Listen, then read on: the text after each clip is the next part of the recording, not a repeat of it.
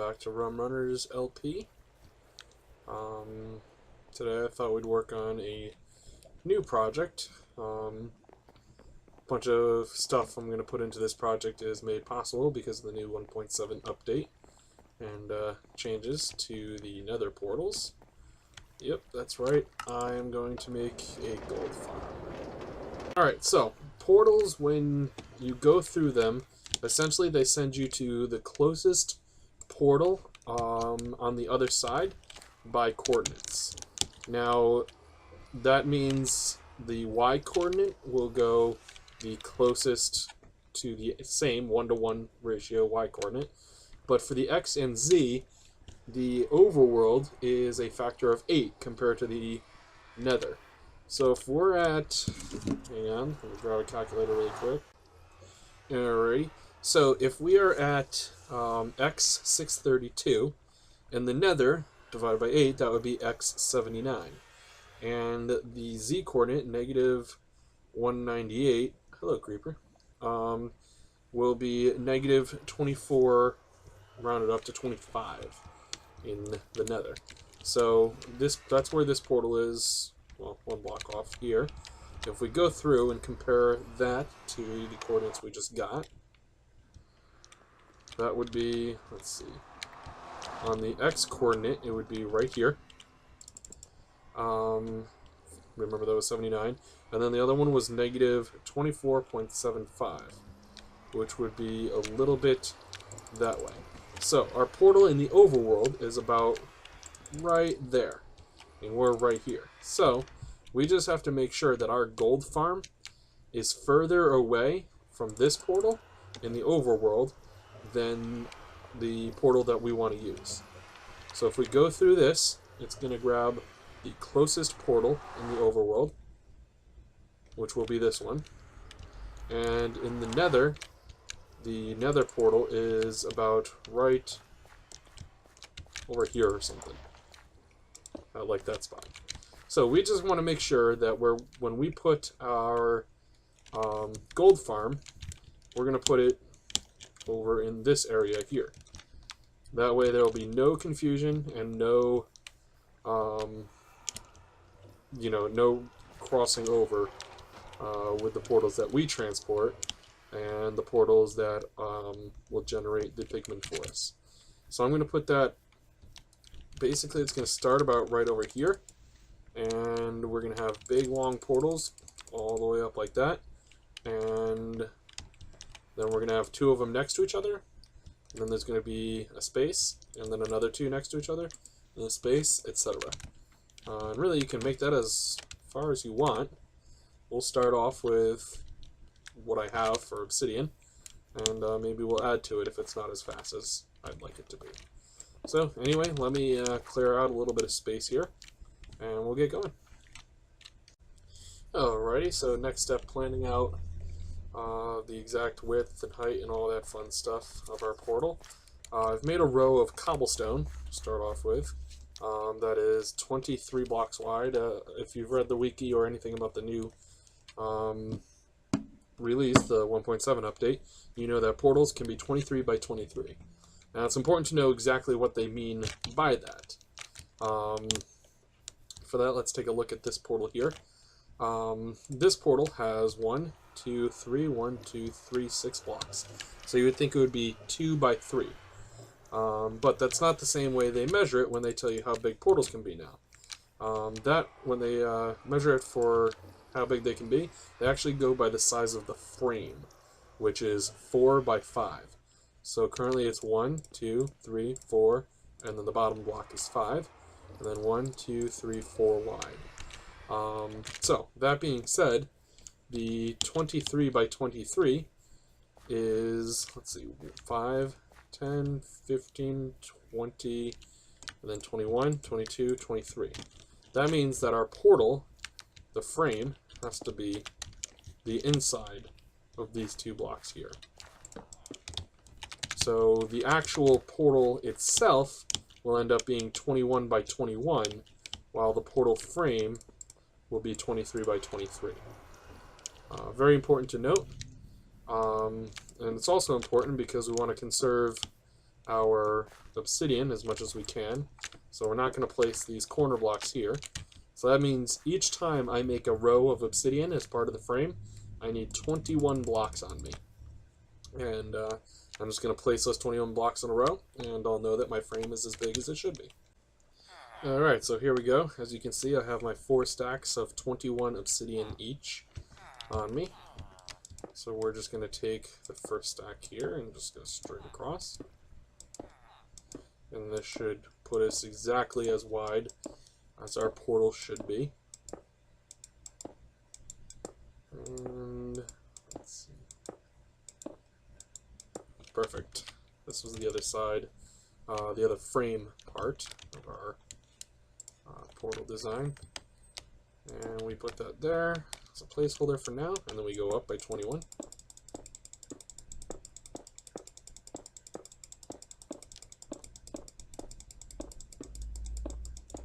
Quick word about why we're using a big portal frame instead of a bunch of small portals. And essentially that's just efficiency. Basically, when these portals in the overworld spawn zombie pigmen, the number of zombie pigmen it spawns depends entirely on the number of actual purple swirly portal blocks.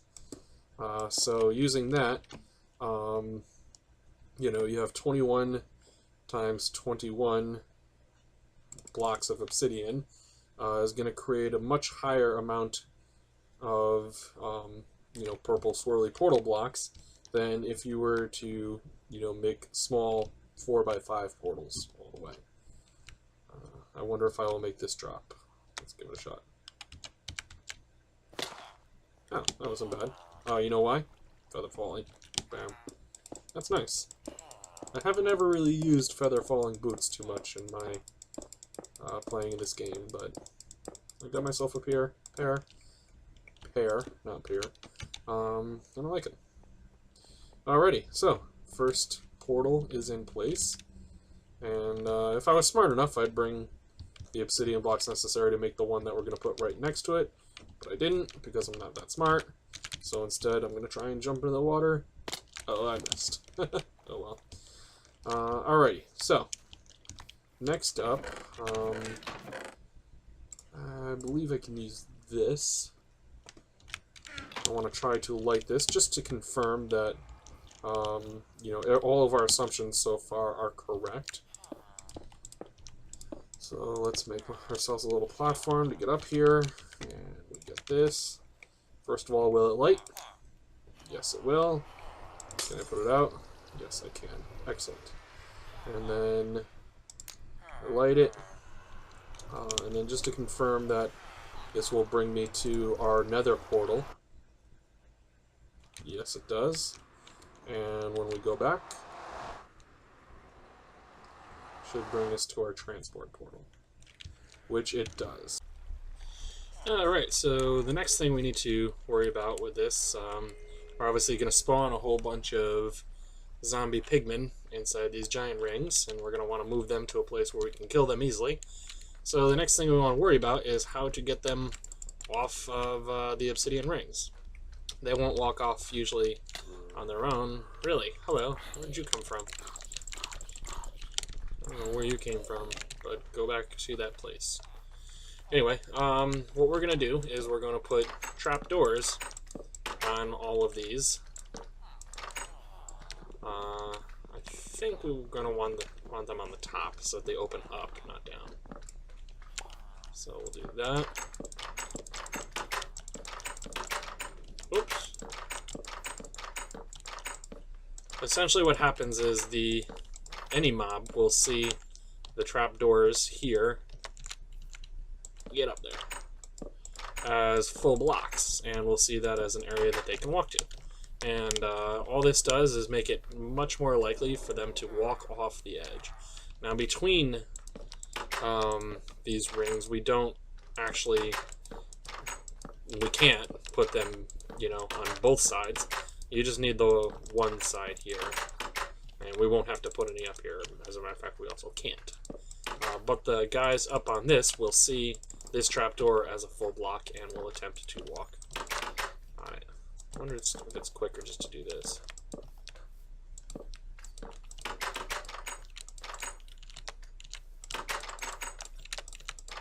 don't know that that was quicker. Okay. Where are these guys coming from? I swear. Okay, you two. I don't know. Anyway, I'm going to keep doing this, and we'll check back in when I'm done. Alrighty, so I've now got all the trapdoors on, which will entice the pigmen to walk off a little bit quicker. Everything is lit up. The top of it is half slabbed, so that nothing can spawn up there. Let's see, now for the collection area. So here's what I was thinking for this. Let's see.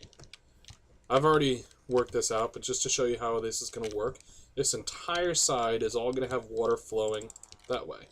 And the water is going to go that far, which I've already made an edge for it here.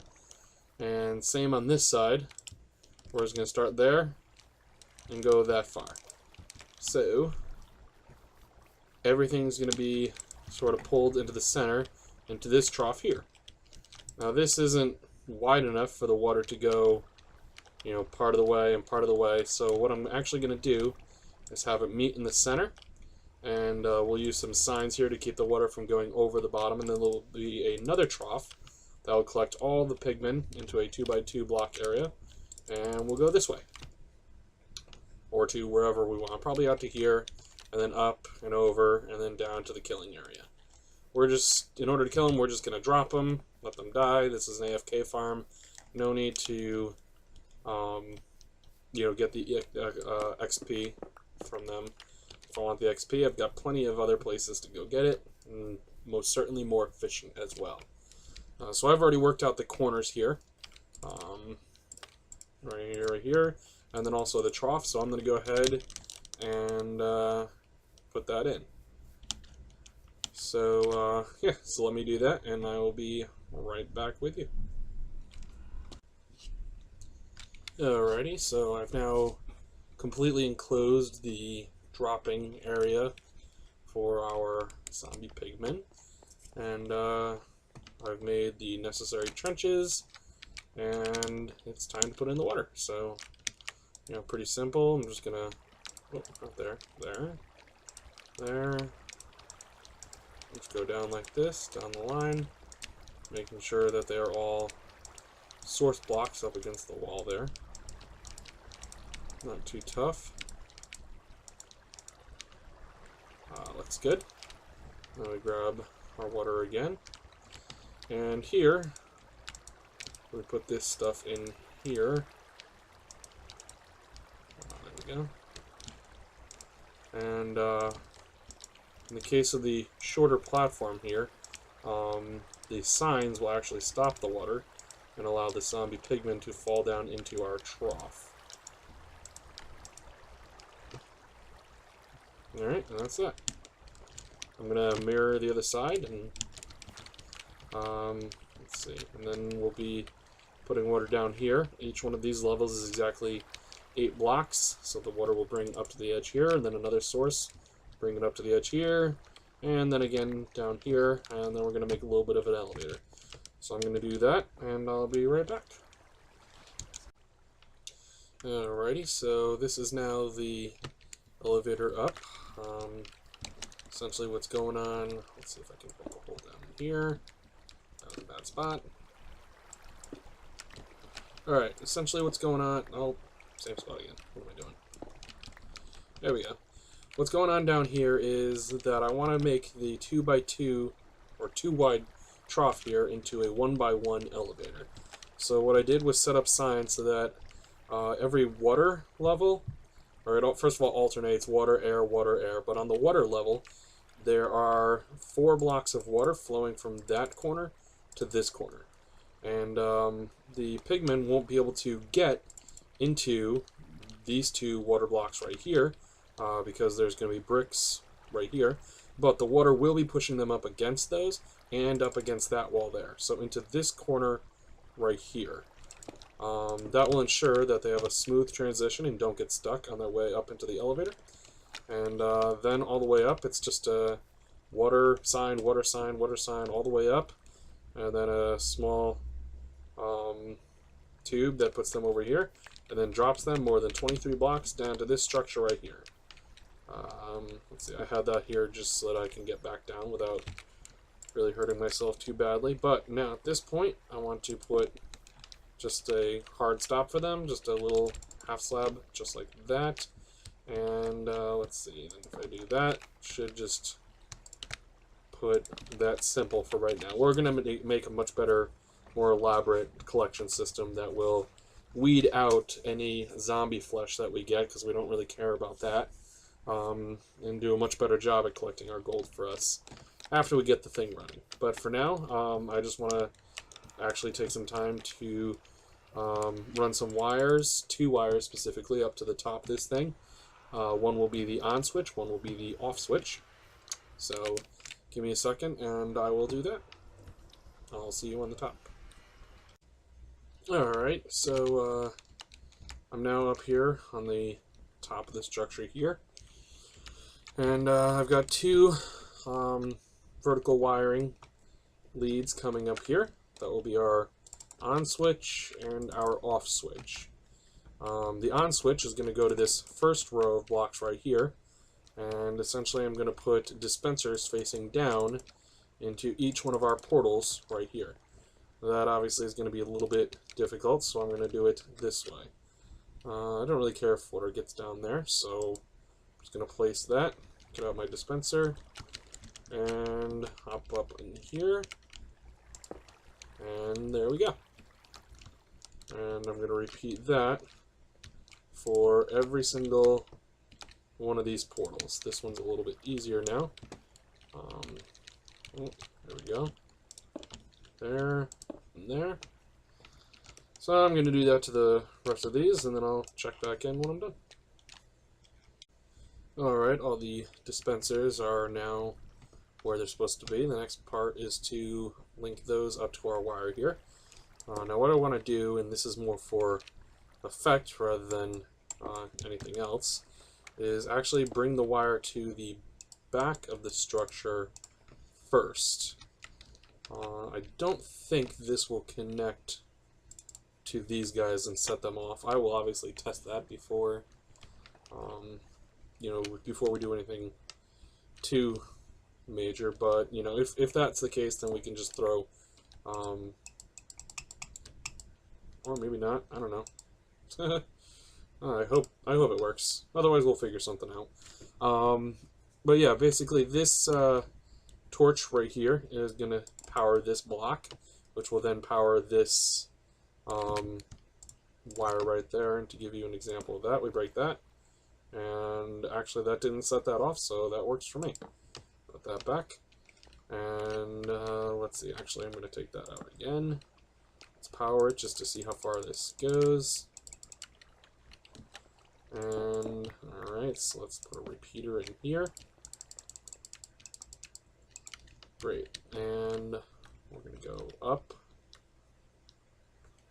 Let's see here. Can I make that? I don't know if I can. Let's just do this for now. We can get rid of that. There. There. Good, you heard the click. That means it worked. We're going to do that. And actually, let's set this to 2. Basically, I want them to turn on in succession, so you can see each one lighting as we go through this. Do that.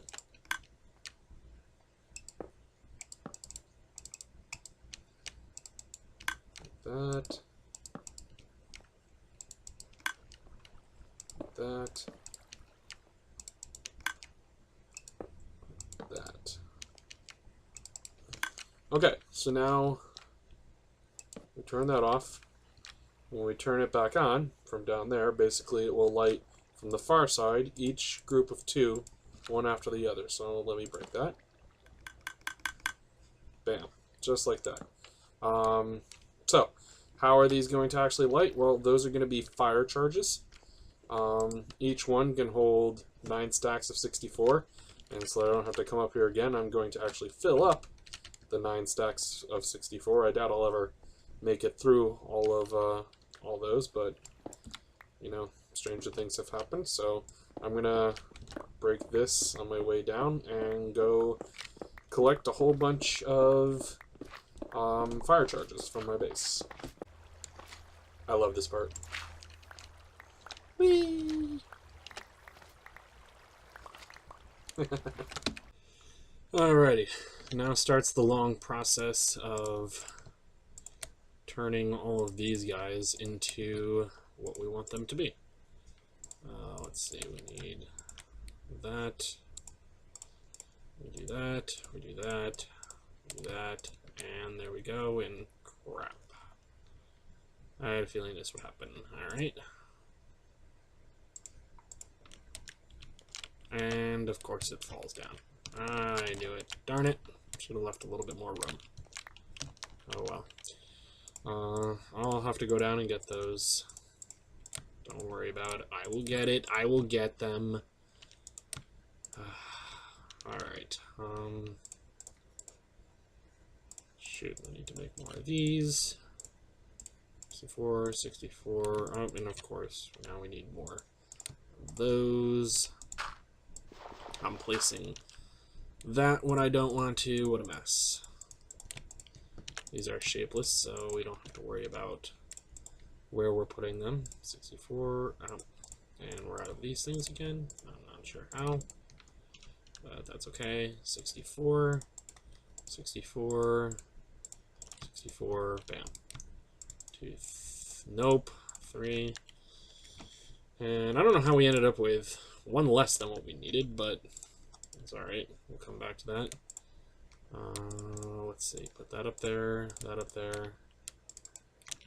and we'll do that. Okay, so that's one. I'm going to run down, grab the rest of that, and fill up the rest of these, and I'll move on to the next step. Alrighty, so next step we want to set up the kill switch, the switch that essentially turns the machine off. And to do that, we're going to run a line, let's see, out here. Actually, I don't know why I broke that block. And we're going to go around, and then out to this side over here. I'm going to have to remove a whole bunch of these half slabs here, but that's alright. Let's start to run our wire. So just like that side, torch is going to come up, power this block, power that. I think I can actually run it straight to the side here, but I kind of like the look of this better. And we're going to come along. Actually, I'm not sure where we're going to go to yet. I want to set one of these up first. Don't worry, everything here that is not covered with half slabs will be recovered, so we don't have any problems. You know, make sure that no mobs are spawning up here at all. I'll do that before I call it quits up here. Alright, so what are we doing? We are going to take a dispenser, and for each one of these portals, I want to put a dispenser facing into it. And I forgot a water bucket. That's okay. I'm going to have to do something very similar to this portal here, or not portal, this dispenser here, because I do have to face the correct direction. Okay, we have one set up. That'll be the block that we feed to. And what we want to do here is... So, do I want to do it like this? Yeah, that should be fine. Okay, so redstone comparator, redstone repeater. The repeater I'm going to put there, and we're going to put one of those there, and now we need to put a hopper timer like that, and we need to put a comparator actually right here. For the repeater, nope, repeater going in like that. Did I have to grab a comparator before? We want a comparator coming out of it. Okay, so we put a block in here, and now that's going back and forth and activating that dispenser down there after every single time the block comes back and forth between these guys. Now, we don't want that to happen all the time, so we're going to do that. And let's see. I'm actually going to do that. Put a torch there. Alright. Okay. So, just for the sake of setting this up right now, when this block right here gets power, that torch will turn off, which will allow this block to go back and forth between these two hoppers. And with the time that this will be off, it'll allow that to happen twice, which will activate the dispenser down here to shoot out lava once, and then the second pulse will pick the lava back up before it starts flowing. And to demonstrate that, I'm just going to place this torch and we'll hear it listen for 2 clicks. Oh, that's not the right thing to do. Hang on. Let me grab a button. We'll put the button here, and let's listen for 2 clicks. And there it is. Basically, the block in here goes back and forth twice, activating this comparator twice. And then this dispenser will dispense the lava, and then pick it back up. 1 pulse for each one of those moves. Alrighty, so the redstone is now complete, at least the top side of this. As we discussed, 2 leads come up, 1, 2, which follows a lead all the way down to the other side, and then slowly lights each grouping of 2 portals towards us, which should be kind of a cool effect. The other lead will loop around to here, and then we'll slowly turn off each grouping of 2 portals all the way back, which should also be kind of a cool effect if it works. I haven't tried it yet, so we're about to do that. I've covered everything in half slabs, so that we don't have any sort of spawning issues up here. Nothing should be able to spawn up here. No need to cover this because it's glass, and mobs can't spawn on glass. What else? What else? Oh, the hopper, pulse machine. I put 1 over here, but because the dispensers face into each grouping of 2 portals from each side, I just alternated back and forth like that so that they didn't interfere with each other. And each of those is separated by 2 pulses there, so yeah, I think we're pretty much ready to go here. So let me, yeah, this doesn't kill me. Get down here, break all those. I'm gonna have a quick sleep, and then we'll give this a shot.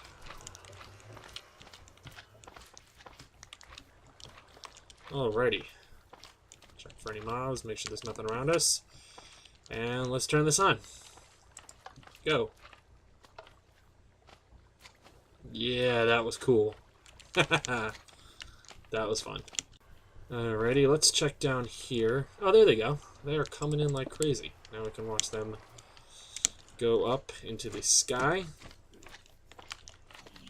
There they go. And oh, they're already coming down. Nice. Gold is being produced. Again, this is going to be like an AFK farm that I just sit overnight and let it sort of do its thing. But, alright. Well, let's try turning it off. Just this button.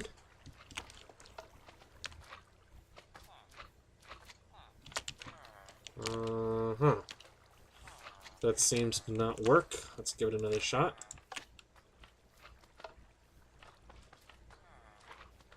Why didn't that work?